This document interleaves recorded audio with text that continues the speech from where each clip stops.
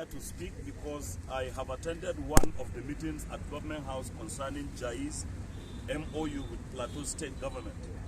The day I attended that meeting at Government House, the entire Executive Council, from the commissioners, general managers, and whoever on the plateau concerning this government were there. It's so amazing that Lalon is insisting on doing a kangaroo business with Jais, when owners of Plateau have said no. At that meeting I attended, Mother Khan was there, Youth Khan were there, Women Khan were there, PDAN, that is the ethnic indigenous groups that owns Plateau, their leaders were there. I mean, talking of Beko and all the tribes and their leaders. All of the people said no. If everyone has said no, why is Lalon insisting?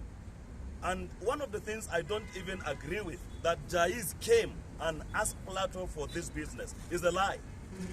This government must be rebuked. This government will face the wrath of God, because if all the elders have said no, the clergy have said no, Khan have said no, PDAN have said no, why is Lalon insisting? It means there is a personal interest. Yes. So we want to dig down to that personal interest. I have asked the governor. I sent him text messages. I speak to him. I told him 40 years. Simon Bakola alone, where will you be in the next 40 years? I am not wishing you, but whether I wish you or not, you will be in the grave. As I'm speaking now, the next 40 years, I will be in heaven. I don't know where Lalon will be. We need to stand on the truth.